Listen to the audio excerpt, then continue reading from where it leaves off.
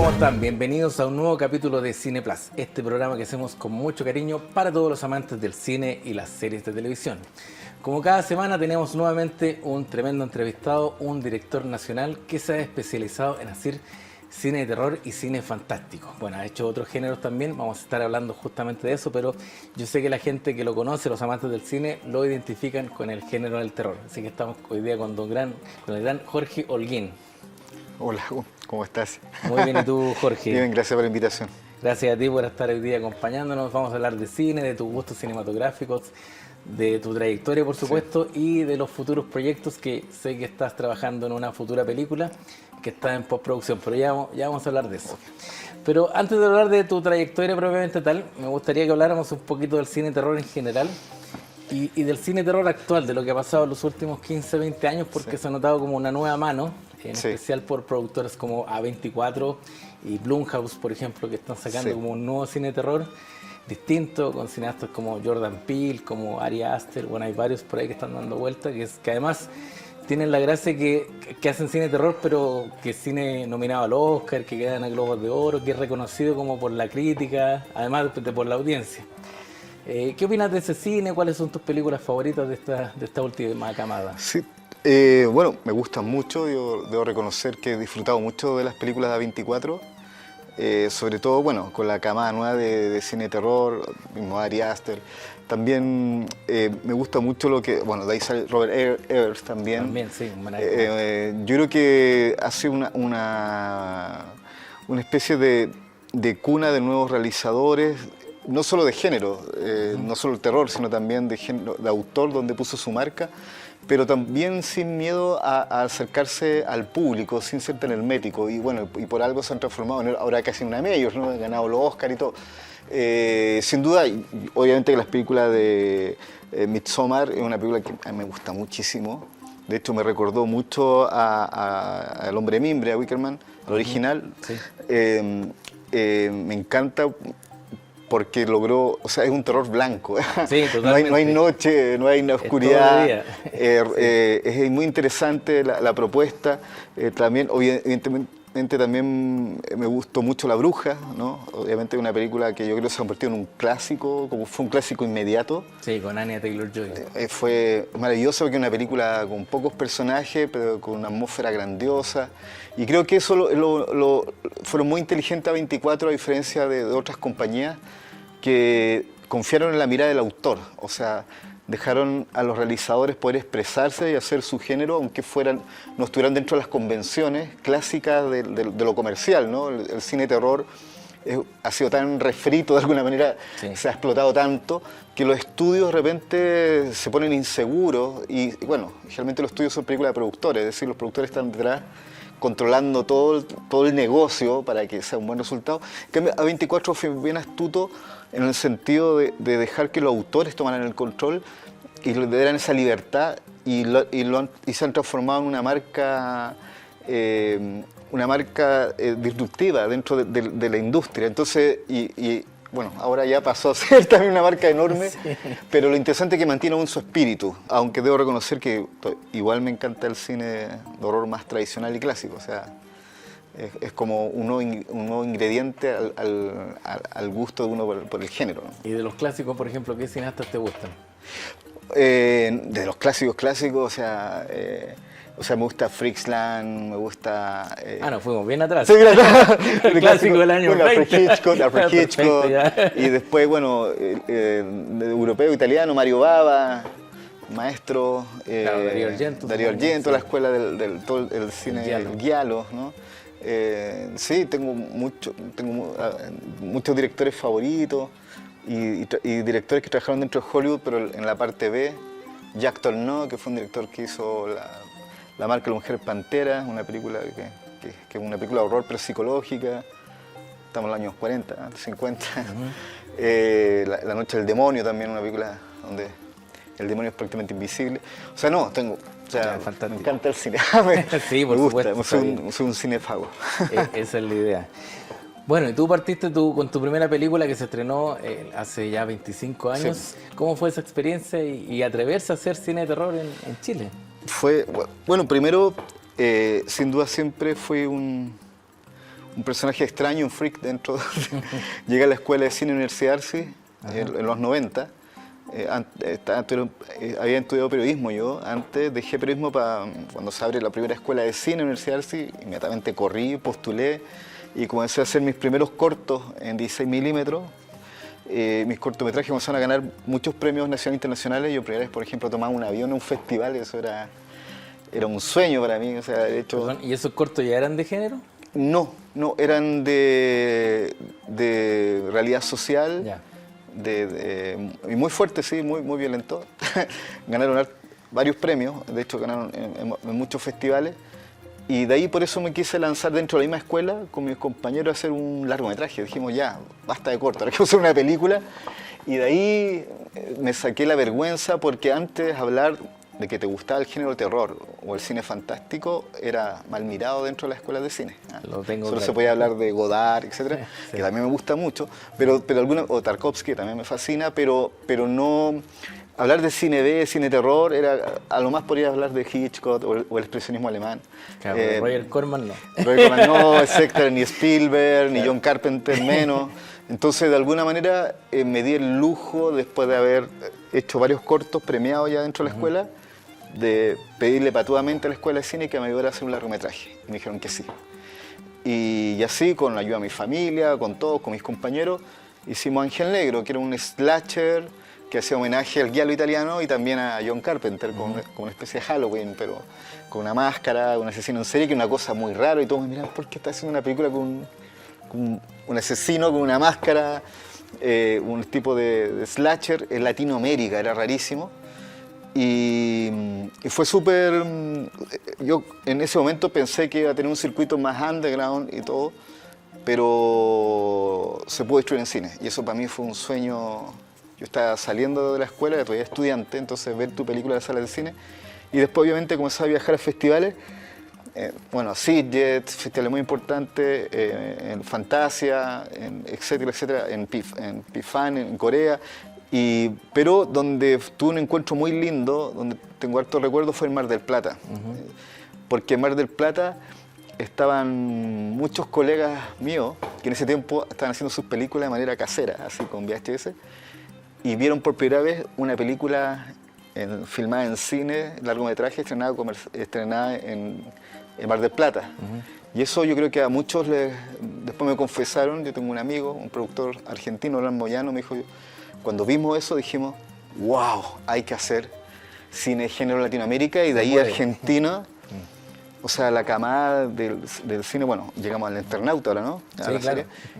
Entonces, siento que fue un hito que Ángel Negro marcó, estimuló a muchos realizadores latinoamericanos, sobre todo en un periodo que prácticamente hace 30 años atrás, exceptuando Guillermo del Toro en México, no se ha hecho cine de género, o tan patuamente como lo hicimos nosotros, con todos los que trabajamos ahí.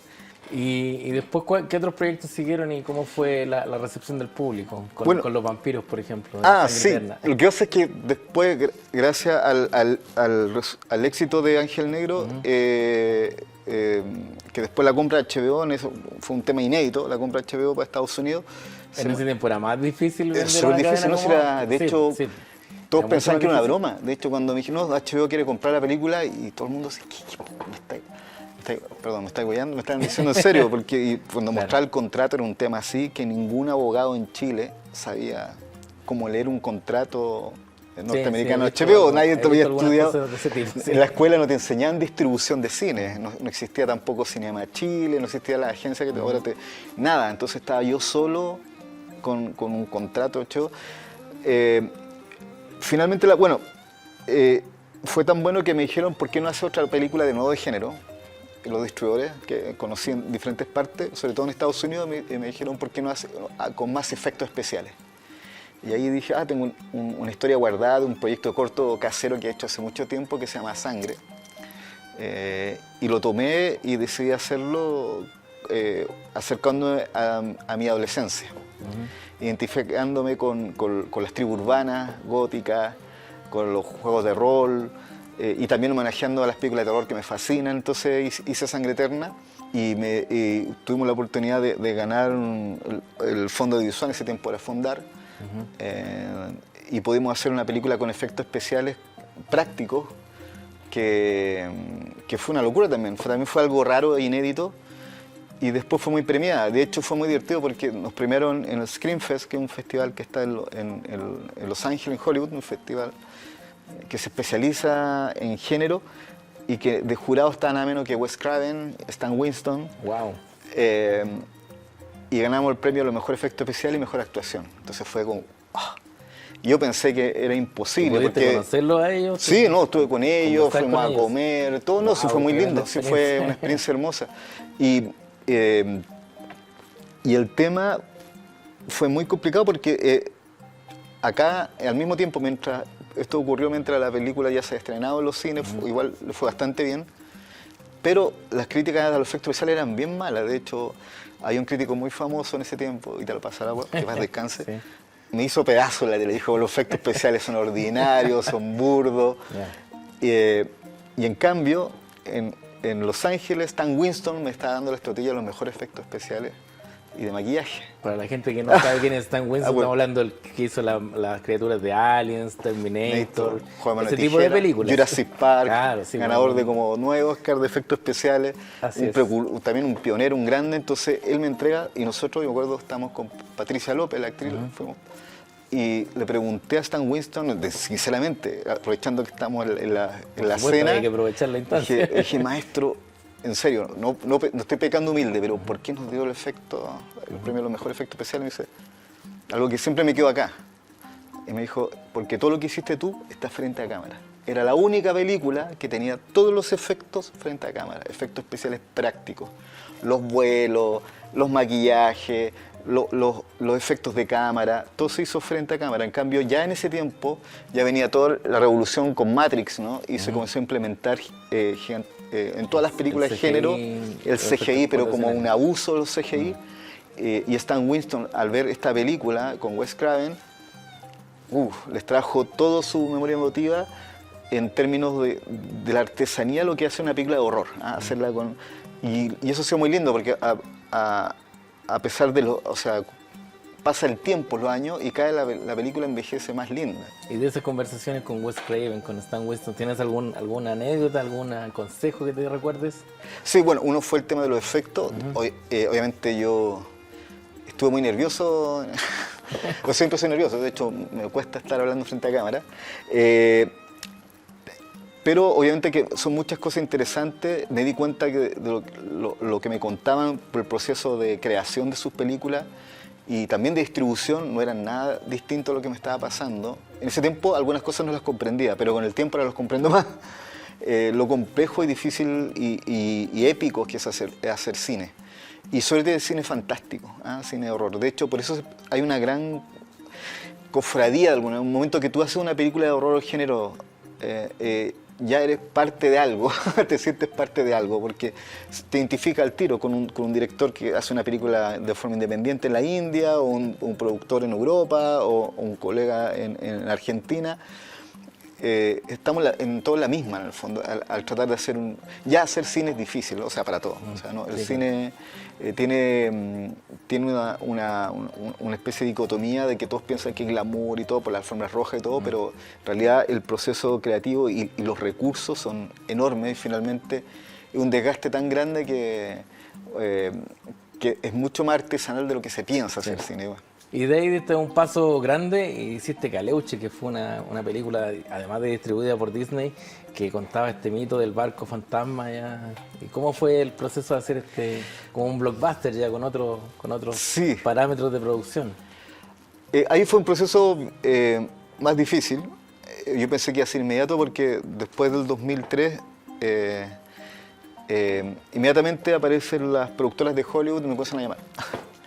Y de hecho comienzan a ofrecerme proyectos y yo tenía guardado bajo el brazo un proyecto de niño que era Caleuche. Era un cuento que yo escribí a los 12 años, se llama Tiniebla en el mar.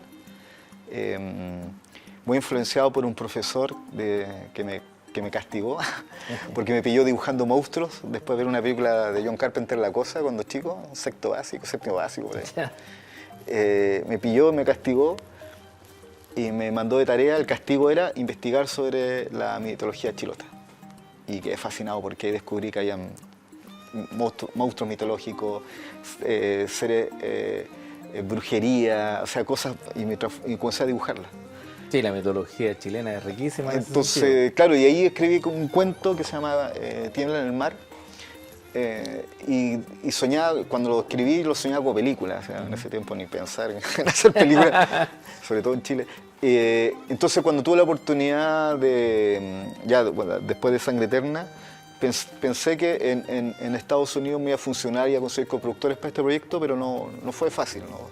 De hecho, todo lo contrario, me comenzaron a ofrecer películas directo al arriendo. Sí, me ofrecieron Jóvenes Brujas 2, yo la rechacé, porque claro, parecía Sangre Eterna, rechacé hartas películas que me arrepiento ahora, me arrepiento mucho, pero bueno, como yo quería una película para cine, no quería una película directo al video, rechacé, y me ofrecen un proyecto muy grande, que era un Clock Tower, que era un proyecto de videojuego, debido al éxito de Silent Hill. Entonces las productoras comenzaron a buscar directores extranjeros para hacer películas en Estados Unidos, pero de PlayStation.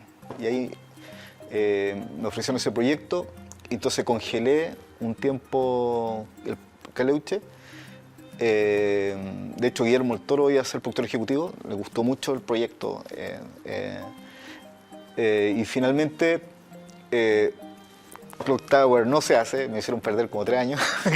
Tuve que irme a vivir a Los Ángeles, trabajar con diferentes guionistas, hacer casting, locaciones, y la película se congeló. Me cambiaron la fecha y al final yo renuncié al proyecto porque nunca se hizo. Y finalmente nunca se hizo, menos mal que renuncié. Y de premio consuelo, mi manager me da unas lucas para hacer un teaser de una película de zombies. Y ahí hice Solos, que no la menciono mucho porque no me gusta. No me gusta porque era un corto alargado, era un demo. Entiendo. Y gracias a ese Solos volví a retomar el tema Caleuche. Y ahí ganamos 2 fondos, uno obviamente el fondar acá en Chile y un fondo en Brasil. Entonces hizo una coproducción con Brasil, para que fue una película compleja de hacer. Protagonizada por una actriz brasileña. Brasileña, claro, ahí se tuvo que hacer el nexo. Y finalmente la película se filma.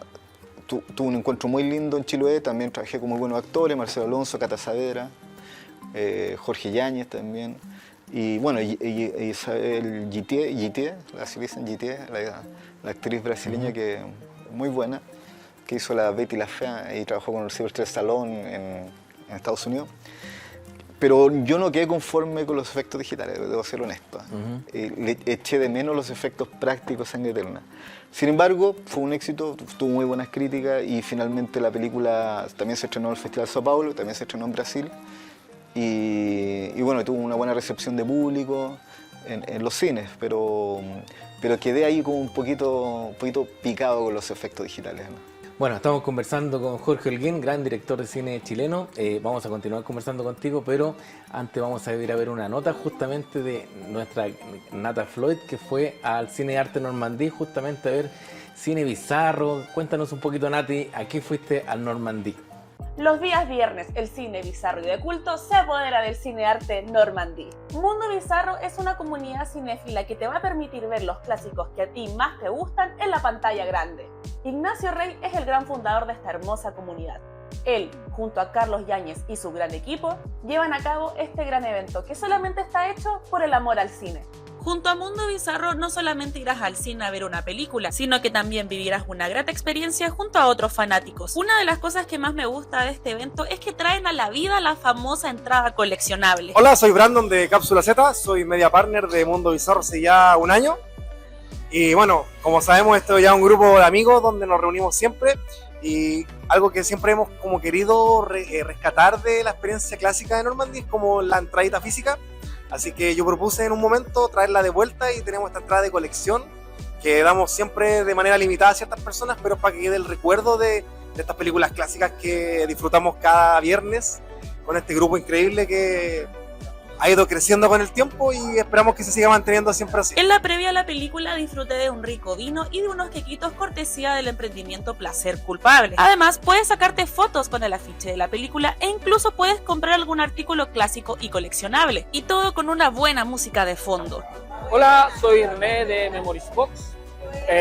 tiendita que acompaña a los muchachos de Mundo Bizarro hace 3 años en los ciclos de cine en Normandía. Bueno, la idea es recordar la época de los 80, 90 con llaveros, imanes, cuadros y cositas relacionadas a esa época. Ya, la tienda lleva 4 años y como les comentaba, hace 3 años que estamos participando en los ciclos de cine de Mundo Bizarro en Cine Arte Normandía. Bueno, la experiencia en Mundo Bizarro no termina aquí, ya que sentado en tu butaca y en la previa de la película podrás acceder a varios concursos, como por ejemplo responder preguntas de cultura cinéfila relacionadas a la película que vamos a ver. En esta oportunidad vimos la segunda entrega de La Profecía, pero anteriormente también hemos podido disfrutar de películas como Blade Runner, Duro de Matar y La Mancha Voraz. Ojo que no todos los viernes hay funciones de Mundo Bizarro, así que debes estar atento a su Instagram Somos Mundo Bizarro para ver con qué función te van a sorprender en el Cine Arte Normandía. Además, no olvides seguir las redes sociales de Cine TV y más. Déjanos en comentarios qué evento cinéfilo te gustaría ver en pantalla. Soy Nata Floyd para Cine TV y más y nos vemos en otra ruta cinéfila. Bueno, gracias Nati por esa nota y a los amigos de Mundo Bizarro que todos los días viernes en el Cine Normandía están trayendo clásicos del cine, especialmente de terror y ciencia ficción. Así que un muy buen ciclo, totalmente recomendado. Y nosotros acá seguimos conversando con el maestro Jorge Holguín. De verdad estoy muy agradecido que hayas venido acá a conversar con nosotros. Nos queda poquito tiempo, pero te quiero preguntar por Gritos del Bosque, que es una película que hiciste justamente allá en el sector de la Araucanía, sí, justamente donde está todo este conflicto con el pueblo mapuche. Y también preguntarte por el tema de que fue una película que hiciste en 3D, que es algo sí, para el cine chileno también súper innovador. Fue un riesgo que tomaste y quería saber cómo fue esa experiencia hacer esta película en esa zona y además en 3D. Sí, fue una experiencia linda porque trabajé en la zona, trabajé con las comunidades, con el apoyo de todos. Trabajamos principalmente en Cañete, que fue donde se usó de locación principal. Y bueno, la idea era escapar un poco de ese gusto agridulce que me quedé con Caleuche, y que quería hacer una película más pequeña, es decir, de pocos personajes perdidos en un bosque, hasta que en una muestra en un mercado me muestran una cámara 3D y ahí quedé alucinado. Dije, voy a filmar esto en 3D para filmar los pocos bosques nativos que quedan en la zona, los vamos a grabar en 3D para que el público pueda sentirse más inmerso. ¿no? Y fue una locura, porque ya implementar ese elemento fue implementar una técnica. Tuvimos que traer un director de foto español que conocía más la... Entonces, lo que iba a ser una película pequeña se transformó en una película enorme. Teníamos que iluminar todos los bosques por arriba con sistemas con globo, porque no podíamos tocar las ramas, porque eran bosques nativos. Entonces, fue súper difícil de hacer. ¿En algún momento pensaste en qué me metí? Sí.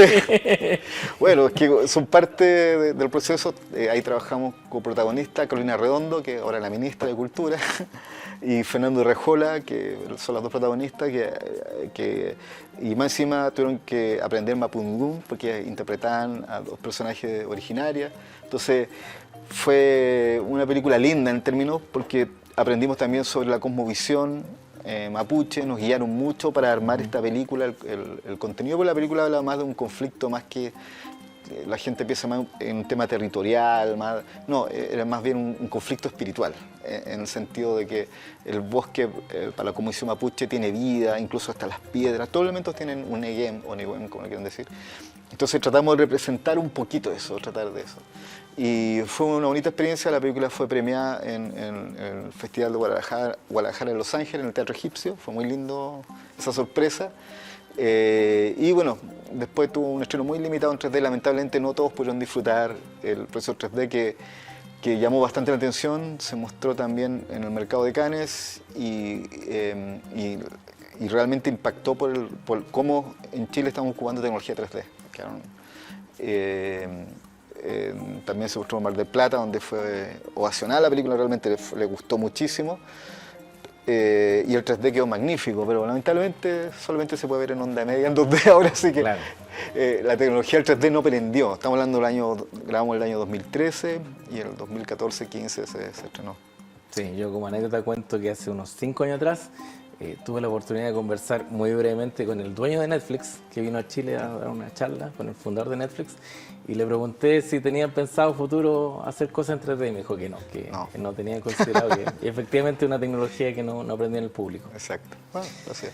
Bueno, para ir cerrando, se nos acaba el tiempo. Sí. Me gustaría estar hablando 2 horas más contigo, pero el tiempo es cortito en televisión. Sí. Cuéntanos de tu proyecto en el que estás trabajando. ¿Cuándo sale? ¿De qué se trata? ¿Cómo se llama? Sí, estamos con un proyecto, yo creo que el más grande que hemos realizado, Juicio a los Brujos, es una película que se va a estrenar en enero del próximo año. Estamos en este momento en postproducción, se filmó el año pasado. Es una película que narra una historia oculta de Chile que en 1880 se condenó a gente por brujería en Chiloé. Es un relato basado en hechos históricos, fue ganador del Consejo Nacional de Televisión, por lo cual también va como miniserie, así que va a ser muy lindo porque va película y miniserie. Es una producción con gran despliegue también de efectos especiales, toda mayormente filmada en Chiloé y con efectos prácticos y con un trabajo de época, de arte y vestuario muy lindo. Así que estamos orgullosos, mientras en paralelo continúa ahí Análogos dando vuelta por festivales, que es la película que hicimos con Jorge Gajardo y Mónica Carrasco, más conocido como Los Venegas. Sí. Entonces, Hermosa película, 100% recomendada. Análogos. Así que están ahí, estamos en el proceso de post, estamos recién... Yo creo que ahí se confundieron, estamos pariendo un nuevo hijo. Es que como un hijo a veces sacar una película, es verdad. En este caso bien monstruoso, pero bello, porque rescata toda el folk horror, como dicen ahora, el folk horror y la mitología y la cosmovisión mapuche, pero también su lado más oscuro también, sus monstruos y su historia en el fondo, una historia que está guardada en los anales de la historia chilena, pero que es una especie de como Salem chileno en el fondo. Te deseo todo el éxito del mundo en este nuevo proyecto, te felicito por tu trayectoria y por hacer cine de género en Chile. Te tenemos aquí un regalito de parte de la producción. Bueno. Un pequeño Muchas regalo gracias. por haber venido acá a compartir con nosotros Sebastián. y con todos los cinéfilos que nos siguen. Bueno, muchas gracias Jorge por habernos acompañado en este nuevo capítulo de Cine Plus. Muchas gracias por estar aquí con nosotros y yo los dejo aquí con las recomendaciones de películas y series de nuestro amigo Daniel Bernal. Y nosotros nos vemos en un próximo capítulo. Hola, ¿cómo están? Bienvenidos a un nuevo capítulo de Cine Plus y este es el espacio de recomendaciones de series y películas. En esta oportunidad serán 2 las series que vamos a revisar. El cuento de la criada y la nueva serie que se está estrenando en estos meses, la de Chespirito. La primera recomendación es la serie estadounidense El cuento de la criada, que nos sitúa en una sociedad totalmente distópica. Mujeres que en algún tiempo fueron personas corrientes como las que conocemos hoy, deben vestir túnicas rojas, usar cofia y son destinadas a hogares sin otro propósito que engendrar al hijo del matrimonio que las recibirá, en un morboso ritual que es validado por esta nueva sociedad. Son mujeres presas de sus acciones, no tienen ninguna libertad, solo salen a la calle para realizar las compras diarias, mientras que en cada esquina hay hombres con metralletas, quienes no son ni policías ni militares, pero mantienen celosamente el nuevo orden instaurado. La protagonista, Elizabeth Moss, da vida a la criada Offred, quien tuvo que dejar atrás a esposo e hija a la fuerza y de quienes no supo nunca más. La mayoría no tiene acceso a la información, siendo privilegio de solo algunos. Mientras capítulo a capítulo la serie alterna entre secuencias que muestran el presente y también el pasado, June, que es el nombre original de nuestra protagonista, intentará por todos los medios de ser libre y volver a encontrar a su familia, si es que aún siguen con vida. Si existe un programa de televisión que exige por derecho propio tener una serie biográfica que sea transmitida para todo el planeta, es la vida de Roberto Gómez Bolaños, más conocido como Chespirito, quien dio vida a numerosos personajes de la cultura pop actual, de la que indudablemente destacan el Chapulín Colorado y el Chavo del Ocho. Pero como suele suceder en este tipo de eventos, en donde están involucradas muchas personas, vivas y muertas, y donde sobre todo hay muchos millones de por medio, no todo podía ser color de rosa. Ante el vamos de la producción de la serie, 2 personas estuvieron siempre en contra de su realización. Ellos fueron Florinda Mesa, segunda esposa de Gómez Bolaños y conocida por su papel como Doña Florinda en El Chavo del Ocho, y Carlos Villagrán, el querido y entrañable Kiko, en el mismo programa de televisión.